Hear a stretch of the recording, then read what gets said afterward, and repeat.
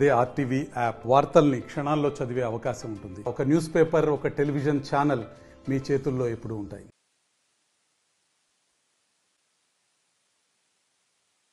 తెలంగాణ ప్రాంతం అంతా కూడా నిజాం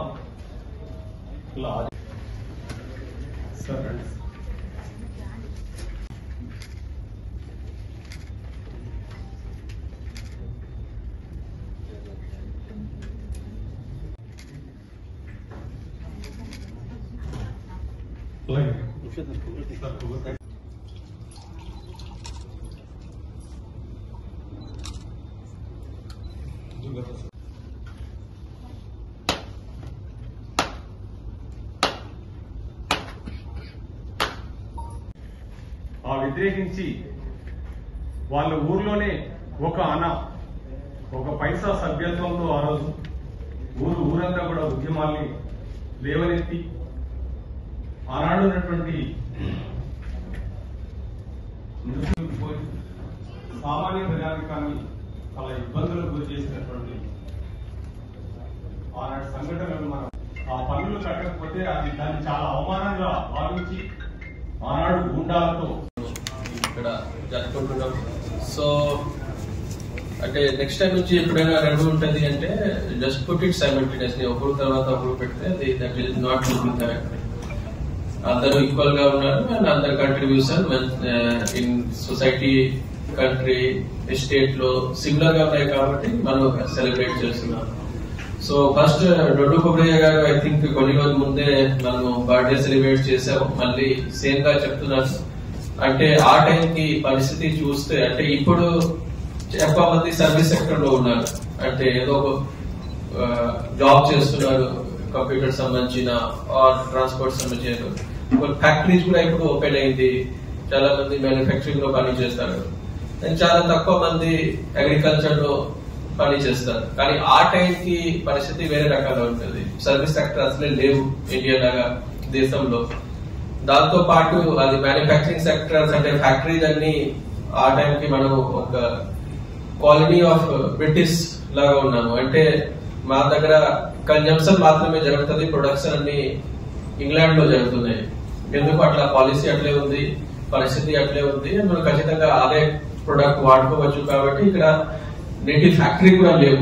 సో అందరూ వ్యవసాయం మీద డిపెండెంట్ అయి ఉన్నారు. అండ్ ఆ టైంకి రెస్ట్రక్చర్, సోషల్ రెస్ట్రక్చర్ అంటే ల్యాండ్ మీద కూడా కొంతమందికి మాత్రమే కంట్రోల్ ఉంటుంది. సో దానికి కొంచెం ఎగ్లిటేరియన్ సొసైటీ అంటే మనకి కాన్స్టిట్యూషన్స్ లో మనకి ఏమైనా ఉంది అంటే ఒక ఫ్యాటర్నిటీ, లిబర్టీ అట్లా ఏమైనా మనకి ఉన్నాయి అంటే అందరూ కొంచెం ఈక్వల్ గా ఉండాల్సింది. సో దానికి సంబంధించిన ఆ టైంకి చాలా మంది ప్రయత్నం చేశారు. దానిలో డొడ్డు కొబ్బరయ్య గారు కూడా ఒక మేజర్ కంట్రిబ్యూషన్. ఆ టైంకి మేబీ ఈ కమ్యూనిస్ట్ సంబంధించిన ఆ టైంకి ఏమైనా పోరాటం జరిగింది. ఆ టైంకి ఇంకా చాలా భూమి అందరికి ఉండాల్సింది, కొంతమందికి కూడా కొంతమందికి మాత్రమే ఫ్యూడల్ స్ట్రక్చర్ లో వచ్చింది. దానికి కొంచెం ఈగ్లిటేరియన్ గా చేయాల్సింది. దానిలో చాలా మంది ప్రయత్నం చేశారు. దానిలో కొబ్బరయ్య గారికి కూడా కంట్రిబ్యూషన్ చాలా ఎక్కువ ఉన్నాయి. అండ్ ఇప్పుడు కూడా అంటే ఇప్పుడు ల్యాండ్ సంబంధించిన ఓకే, కానీ ఇప్పుడు కూడా మనం చూస్తే మేబీ మ్యానుఫ్యాక్చరింగ్ సర్వీస్ లో చూస్తే బ్యాక్గ్రౌండ్ చాలా మ్యాటర్ అవుతుంది. అంటే టాలెంట్స్ తో పాటు బ్యాక్గ్రౌండ్ కూడా మ్యాటర్ అవుతుంది. సో ఎప్పుడైనా టాలెంట్స్ మీద ఆర్ మనం పెట్టిన ఎఫర్ట్ మీద సక్సెస్ డిపెండ్ అయ్యి బ్యాక్గ్రౌండ్ మీద తక్కువ సక్సెస్ డిపెండ్ అవుతుంది. ఆ టైంకి చేసిన పోరాటం ఇప్పుడు ఫైనల్ స్టేజ్ కి వచ్చేస్తుంది. సూర్య గారి గురించి అది చెప్తే సీజన్ పాలిటీషియన్, అంటే కంటిన్యూస్ గా పబ్లిక్ సపోర్ట్ తోటి కింద నుంచి పై వరకు వచ్చేసారు. దాని తర్వాత యునైటెడ్ ఏపీలో ఫైనాన్స్ మినిస్టర్, అంటే ఈ తెలంగాణ ఆంధ్ర స్టేట్ లో finance minister is the most critical post. ఎందుకు వెల్ఫేర్ స్టేట్ వచ్చిన తర్వాత మొత్తం ఫైనాన్స్ మీద డిపెండెంట్ అయి ఉంటది. అంటే రెవెన్యూ జనరేట్ చేసేసి మళ్ళీ కన్సర్న్ వెల్ఫేర్ కి వాడుకోవచ్చు, ఎఫిషియెంట్ గా వాడుకోవచ్చు. That is one of the most important function of state even now. దాంతో పాటు సేమ్ గా ఒక టర్బులెంట్ సిచ్యువేషన్ లో సీఎం గా పనిచేశారు. మళ్ళీ గవర్నర్ అంటే ఒక ఏ పొలిటికల్ పోస్ట్ లో కూడా 2011 లో అపాయింట్ అయ్యి 2016 లో. సో గవర్నమెంట్ మారింది కానీ కన్సర్న్ పర్సన్ కంటిన్యూ చేశారు. అంటే That is one person who can be neutral, with the situation, with the demand of country or service.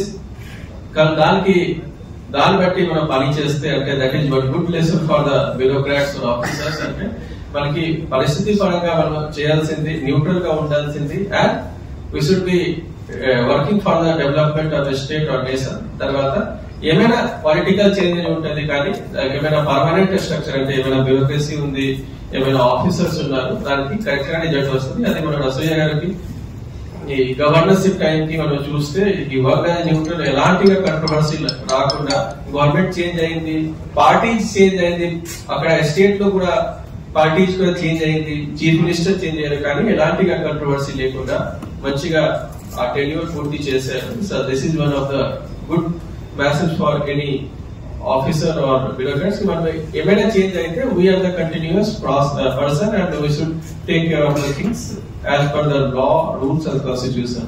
So I hope ఈ రోజు మనం ఇద్దరికి ఒకరికి డెత్ యానివర్సరీ ఒకరికి బర్త్డే సంబంధించిన చేస్తున్నాను. సో దాని నుంచి సొసైటీకి ఒక స్టేట్ కి ఒక మంచి మెసేజ్ మనం ఇవ్వాల్సింది అండ్ వాళ్ళు ఇచ్చిన ఏమైనా మంచిగా పథకాలు ఉన్నాయి దాన్ని బట్టి మనం ఖచ్చితంగా అమలు చేస్తే will be able to achieve good thing in our life and same time to the estate also or country also. Thank you. మరిన్ని వీడియోస్ కోసం ఛానల్ ని సబ్స్క్రైబ్ చేయండి, లేటెస్ట్ అప్డేట్స్ కోసం వాట్సాప్ ఛానల్ ని ఫాలో చేయండి అండ్ లింక్ డిస్క్రిప్షన్ లో ఉంది.